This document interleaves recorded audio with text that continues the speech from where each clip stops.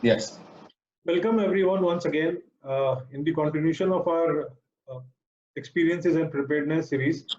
Today we have very interesting another company and especially the most looked after segment, pharmaceutical. Today we have Jota Healthcare with us, and from Jota we have their whole-time director, Mr. Himanshu Jota, with us. Welcome, Himanshu ji.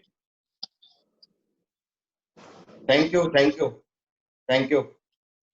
And we have Ms. Rachna from NSE. Hello, Rachna. Hello, thank you so much for having me here and welcome Himanshu ji. Thank you. So Himanshu ji, this pandemic, which is like very unprecedented to all of us, and first we would like to have your views of this unprecedented event. What is your view, Himanshu ji, on this?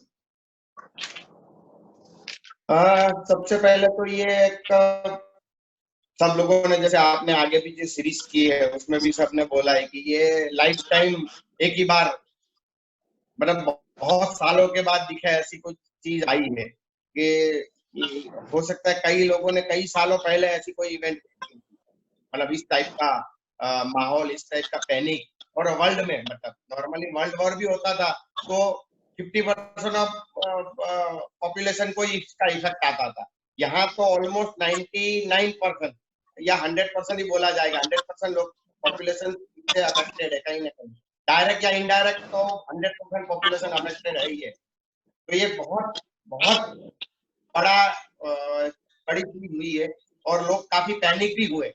Last 3-4 महीने में काफी panic हुए, लेकिन मुझे लगता है कि last 15 दिन या 1 महीने में थोड़ा सा स्ट्रीमलाइन हुआ है और लोगों ने अभी इस कोरोना के साथ, कोविड के साथ जीना सीख लिया। मतलब लग रहा है कि अभी इसके साथ ही जीना पड़ेगा, तो लोग ने मेंटालिटी बना ली है कि अभी ये तो होने वाला ही है, जब जाएगा, जब नया मेडिसिन या कुछ रिसर्च होगा या कुछ हमारे फार्मा वाले कुछ बनाएंगे मेडिसिन या रिसर्च करेंगे, उसके बाद ही इसका अंत होगा। लेकिन तब तक क्या करें, क्योंकि हो सकता है इसके लिए 6 महीना 12 महीना भी लग जाए। तो 1 साल तक या 6 महीने तक हम घर में तो बैठे नहीं रहेंगे या हम काम नहीं करेंगे, ऐसा तो हो ही नहीं सकता।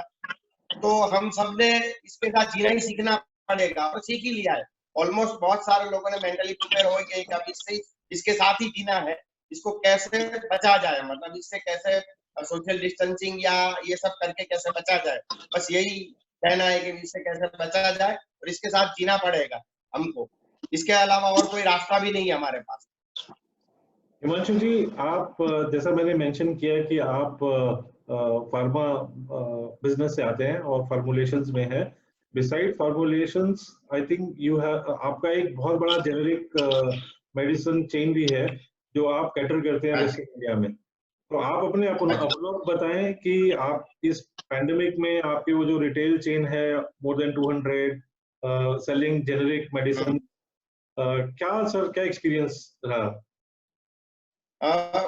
हमारा तो एक्सपीरियंस काफी अच्छा है क्योंकि लोग काफी फुटफॉल, फॉर एग्जांपल अगर मैं मेरी अपनी शॉप की है जो 250 प्लस जो शॉप है, ऑलमोस्ट सारे शॉप में फुटफॉल काफी इम्प्रूव हुआ है, काफी बढ़ा है। क्योंकि 2 चीज है, एक तो सबसे पहले कि सस्ता है नॉर्मल फार्मा से, और आज सबको सेविंग, क्योंकि लोगों की इनकम नहीं रही तो लोग यही सोचते कि मेरे सेविंग कैसे हो जाए। और सेकंड चीज की फार्मा में, नॉर्मल फार्मेसी में बहुत सारे गुड्स के प्रॉब्लम भी बहुत ज्यादा शॉर्ट सप्लाई, क्योंकि इससे सप्लाई चेन बहुत सारी डिस्टर्ब हुई है। हालांकि गवर्नमेंट ने काफी अच्छे लिए हैं स्टेप कि इसकी सप्लाई चेन को कोई प्रॉब्लम ना आए, फिर भी रिटेल एंड पे आप अगर कोई भी रिटेल स्टोर पे जाएंगे, रिटेल फार्मेसी पे जाएंगे, तो आज 50% या 30% स्टॉक पे वो रन कर रहे हैं, क्योंकि बहुत ज्यादा प्रॉब्लम है। होलसेल के पास स्टॉक है लेकिन वहां से रिटेल के पास पहुंच नहीं पा रहा है, या तो वो लेने से नहीं जा रहा है या तो फिर होलसेल वाला पहुंचा नहीं रहा है, क्योंकि उनके पास भी स्टाफ की कमी है। तो इस सब चक्कर में हमारा स्टोर में तो काफी इम्प्रूव हुआ है, क्योंकि सबसे बड़ी चीज है कि हमारे स्टोर में उनको सप्लाई चेन एक ही जगह से मेंटेन करना है। हालांकि आप नॉर्मल फार्मेसी ले जाएंगे तो अपने आप अपनी जो परचेसिंग है वो करीब 30, 40, 50 होलसेलर से अलग अलग जगह से बाय करता है। तो इससे क्या उनको बहुत ज्यादा दिक्कत आती है कि 50 जगह से माल लाना और फिर डिस्ट्रीब्यूट करना, ये बहुत बहुत बड़ा हेडेक है। हमारे फार्मेसी का स्कोप इसलिए बढ़ा है कि हमारे यहाँ सप्लाई चेन डिस्टर्ब नहीं हुआ है, क्योंकि हमारे यहाँ एक ही जगह से सप्लाई चेन मेंटेन होता है सारे के सारे प्रोडक्ट का, और काफी बड़ी रेंज भी हमने रखी है और जनरिक अवेयरनेस भी बढ़ी है, और लोगों को अभी क्या है कि नहीं मिल रहा है प्रोडक्ट। फॉर एग्जांपल पहले कोई जनरिक नहीं करता था, फॉर एग्जांपल मुझे ब्रांड लिखी है तो मैं यही सोचता था कि मुझे ब्रांड ही चाहिए, लेकिन अभी जब अवेलेबल ही नहीं है तो लोग जनरिक लेना स्टार्ट कर रहे हैं कि जब है ही नहीं तो मैं जनरिक ले लेता हूँ। जनरिक लेने के बाद फिर उसको अच्छा लगता है कि प्रोडक्ट तो सही नहीं है, अब तक हम इसका पैसा ज्यादा दे रहे थे, इससे अवेयरनेस और बढ़ रही है और लोगों को बता रहे हैं। तो हमारे यहाँ तो काफी अच्छा फुटफॉल बढ़ा है मेरे स्टोर में मोस्टली। अश्विन जी, आपने एक और बात आपके बिजनेस से समझते हैं कि आपका एक यूनिट SEZ में है जो कि सिर्फ जो आपका एक्सपोर्ट्स है उनको मैनेज करता है, और आपका एक्सपोर्ट भी कई सारी कंट्रीज में है, Latin America, Africa, GCC, Asia Pacific and all. तो अभी आपका जो एक्सपोर्ट वाला बिजनेस है, हाउ इट इज स्टिल, मतलब वैसा ही काम कर रहा है जैसा कर रहा था, या थोड़ा अभी चैलेंजेस है? यहाँ पे तो सबसे पहले तो इनिशियली 15 दिन तो हमने फैक्ट्री बंद कर दी थी, क्योंकि बहुत सारा स्टाफ का प्रॉब्लम था, स्टाफ ही नहीं आ रहा था, इसलिए इनिशियली तो हमको ये मैन्युफैक्चरिंग एक्टिविटी स्टॉप करना पड़ा इनिशियली 15 दिन, 12 से 15 दिन। उसके बाद अभी रिसेंट में हमने फैक्ट्री तो स्टार्ट कर दी है, 50% जितना स्टाफ आ रहा है, और अभी जैसे एक्सपोर्ट भी कंटेनर वगैरह भी अभी जाना, लास्ट 10 दिन से एक्टिविटी स्टार्ट, काफी अच्छी एक्टिविटी स्टार्ट हुई है। पहले से थोड़ा सा प्रॉब्लम था कि कंटेनर वगैरह या इनलैंड डेपो है वहां पे भी स्टाफ का प्रॉब्लम था, तो क्लियरिंग वगैरह भी नहीं हो रहा, क्योंकि क्लियरिंग एजेंट ही नहीं आ रहे थे, क्योंकि मोस्टली बॉम्बे में क्लियरिंग होता है, बॉम्बे पूरा ही बंद था। लेकिन लास्ट 10 दिन से काफी अच्छा रूटीन हुआ है और एक्सपोर्ट स्टार्ट हो गया है। सर, अगर चैलेंजेस की बात करें, एंड स्पेशली न्यूज में सूरत बहुत बार बार आता है कि सूरत में बहुत बड़ा लेबर अनरेस्ट है, लोग प्रदर्शन कर रहे हैं, तो आपके यहाँ पे मैन पावर रिलेटेड कोई चैलेंज सर? नहीं, मैन पावर रिलेटेड चैलेंज तो हमको भी है, क्योंकि अभी मैन पावर का तो वैसे भी क्योंकि लोग डरे हुए हैं, कई लोगों को घर से नहीं आने दे रहे हैं, उनके मदर फादर, क्योंकि हर एक को अपनी हेल्थ की रहती है, इसलिए कई लोगों को उनके घर वाले नहीं आने देते, कई लोग अपने आप डरे हुए हैं, और कई लोग मैन पावर जैसे गाँव में या बाहर माइग्रेट, क्योंकि सूरत में माइग्रेंट वर्कर बहुत ज्यादा है, तो इससे लेबर की थोड़ी सी दिक्कत हो रही है, लेकिन फिर भी 50% स्टाफ में भी हमारा काम चल रहा है, मतलब जो चीज, क्योंकि एफिशिएंसी काफी बढ़ी है अभी इससे, तो बहुत ज्यादा हालांकि प्रॉब्लम है वर्कर का, लेकिन उतना ज्यादा नहीं कि जिससे हमारा वर्क हैम्पर हो। रचना? या हिमांशु जी, आप मुझे बताइए, ये अचानक जो लॉकडाउन डिक्लेयर हुआ उसके बाद आपको सबसे ज्यादा दिक्कत किस चीज की आई, और आपने ये जो 40 दिन का अपना लॉकडाउन चला है उसमें आपने बिजनेस में क्या बदलाव लाया ताकि आपके बिजनेस में आइंदा कभी ऐसा कुछ लॉकडाउन हो या कुछ भी हो, कोई भी इतनी बड़ी तकलीफ हो, तो आपके बिजनेस में रुकावटें ना आए और आप लोग अपना बिजनेस आराम से करते रहे? आराम से तो ना करें पर ठीक है, अपना बिजनेस चलता रहे। आपने क्या बदलाव लाया है इस चीज में सर?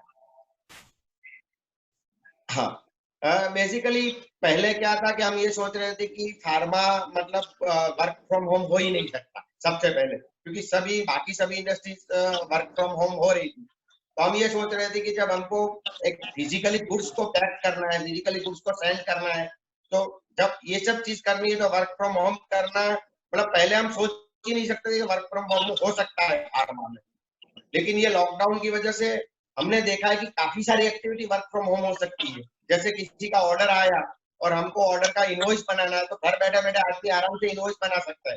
सिर्फ जहाँ पे फिजिकल एक्टिविटी की रिक्वायरमेंट है, जहाँ पे माल को पैक करना है, जहाँ पे उसकी, तो काफी एक्टिविटी हमने ये फाइंड की है कि ये वर्क फ्रॉम होम हो सकती है आगे जाके, और कई एक्टिविटी ऐसी थी कि जो इतने वर्क, मतलब आज ये समझो कि हमने 50% वर्क फोर्स में भी उतना ही सेल मेंटेन किया है जो हम नॉर्मल डेज में करते थे, तो जो वर्क की एफिशिएंसी है वो भी हमको लगे कि ये एफिशिएंसी हम अंडर वैल्यू थे, मतलब हमको लग रहा था कि हमको और वर्कर चाहिए, तो ये सब बहुत सारी कॉस्ट कटिंग जो हमको समझ में आया कि ये जगह पे हमारी कॉस्ट एक्स्ट्रा जा रही है, जो कि हो सकता है फ्यूचर में इसका हमको बेनिफिट मिल जाए, और कई सारी एक्टिविटीज वर्क फ्रॉम होम भी होने लगी। कई लोग तो नहीं कर रहे थे पहले और कोई एक्टिविटी कर रहे थे, बाकी के जो वर्कर थे उनको भी हमने वर्क फ्रॉम होम में कुछ ऐसी एक्टिविटी करवाने दी है जो आराम से घर बैठे बैठे वो वर्क फ्रॉम होम कर सकते हैं। कॉलिंग, टेली कॉलिंग वगैरह भी हमने स्टार्ट की जिससे कि वर्क फ्रॉम होम हो सकता है। तो काफी सारी ये चेंजेस हमको लगा है कि इससे काफी सीखने को मिला। एक रास्ता बंद हुआ तो आपने दूसरे बहुत सारे खोल लिए।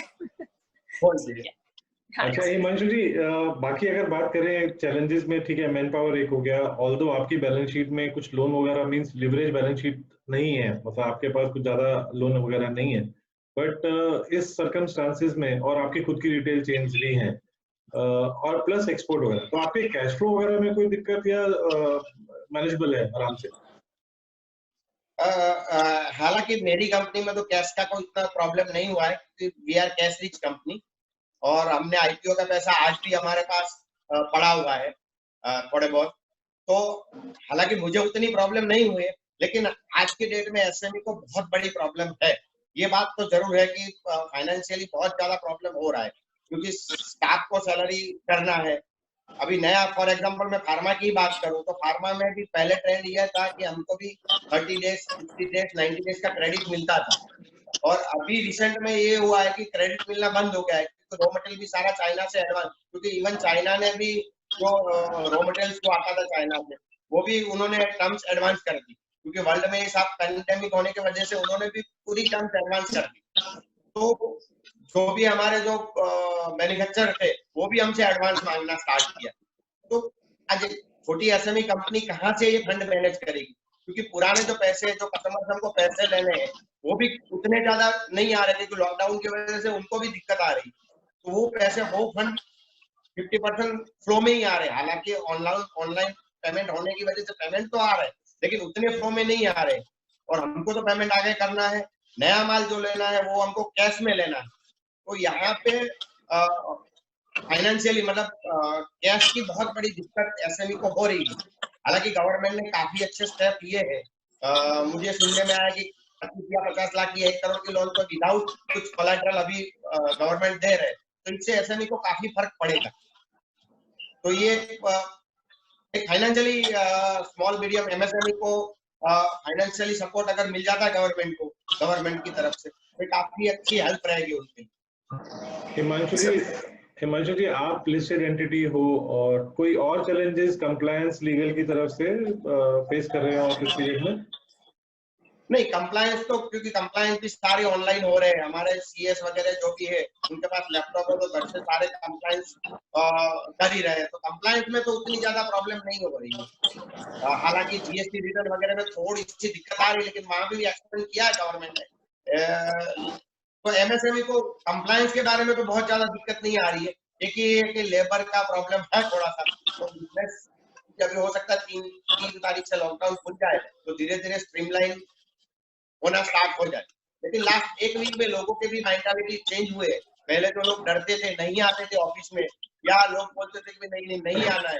अभी लोगों ने सोचना ही चालू कर दिया कि ये तो अभी और कितना दिन चलेगा ये पता नहीं है, इसलिए हमको इसके साथ ही जीना पड़ेगा।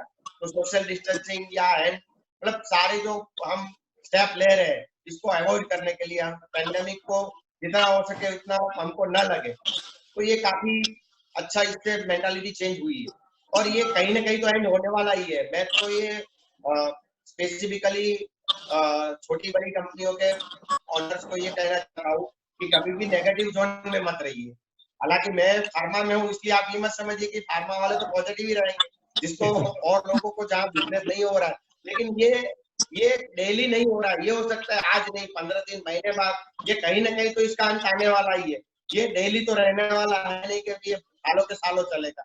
तो जिस दिन इसका अंत आएगा मतलब जहाँ पे ये यू शेप रिकवरी आएगी, इसकी बहुत बड़ी वी शेप रिकवरी आएगी, तब आपके लिए बहुत बड़ी अपॉर्चुनिटी होगी। और वैसे भी इंडिया के लिए तो मुझे लग रहा है कि बहुत बड़ी अपॉर्चुनिटी है क्योंकि लोग चाइना को हेट करते हैं और इसी की वजह से, और इंडिया मैन्युफैक्चरिंग हब भी है, मेक इन इंडिया को भी लास्ट 2 साल में मोदी गवर्नमेंट ने काफी अच्छी अलग अलग, तो इंडिया के लिए तो मुझे लग रहा है कि काफी बड़ा स्कोप है। अगर हम सही से काम करें तो अगले 2 साल में इंडिया हो सकता है चाइना से भी बड़ी इकोनॉमी हो जाए। हिमांशु जी मेरा आखिरी क्वेश्चन आपसे, सर ये जो सर्कमस्टांसेस बने या जो भी चैलेंजेस आए, तो हर एक चैलेंजेस के साथ में एक सेट ऑफ अपॉर्चुनिटीज भी दिखता है, और स्पेशली आप तो फार्मा से हैं सर, जहाँ पे अपॉर्चुनिटी है, तो आप अपने बिजनेस पर्सपेक्टिव से क्या टाइप की अपॉर्चुनिटीज देख रहे हैं सर? मेरे लिए तो बहुत बड़ी अपॉर्चुनिटी आई है, बहुत बड़ी। मतलब एक सिंपल एग्जांपल दूं कि मेरे जो रिटेल स्टोर थे, अभी 275 स्टोर थे, ये लॉकडाउन के 40 दिन, करीब 40 दिन हुए। 40 दिन में मेरे पास डेली के 1000 से 1500 enquiry, daily 1000 enquiry retail store खोलने के लिए आई है। क्योंकि यहाँ पे अपॉर्चुनिटी इसलिए हुई है कि लोग फ्री है। पहले क्या हम फोन करते थे तो बोले ठीक है मैं बिजी हूँ, काम में हूँ, लोग सोचते नहीं थे कि भाई चलो आराम से काम करेंगे। अभी लोग फ्री है तो लोग हमारी बात सुनते हैं, उनको एक घंटा देने के लिए वो तैयार है कि भाई ठीक है आपका क्या प्लान है, किस तरह से काम होगा। तो ये तो हमारे लिए अपॉर्चुनिटी है काफी। और वैसे भी अभी कॉस्ट सेविंग, कॉस्ट कटिंग तो है ही, और जेनरिक अवेयरनेस भी बढ़ रही, तो हमारे लिए तो स्पेसिफिकली मैं जेनरिक रिटेल फार्मेसी की बात करूं तो बहुत बड़ी अपॉर्चुनिटी होने वाली है। और ये लॉकडाउन में मेरा सिर्फ लॉकडाउन पीरियड में मेरे 125 रिटेल साइन अप हुए। हालांकि लास्ट 2 साल में जितने मैंने किए वो मैंने 1 महीने में कर लिए sign up. Good to hear it. Rachna, anything from your side?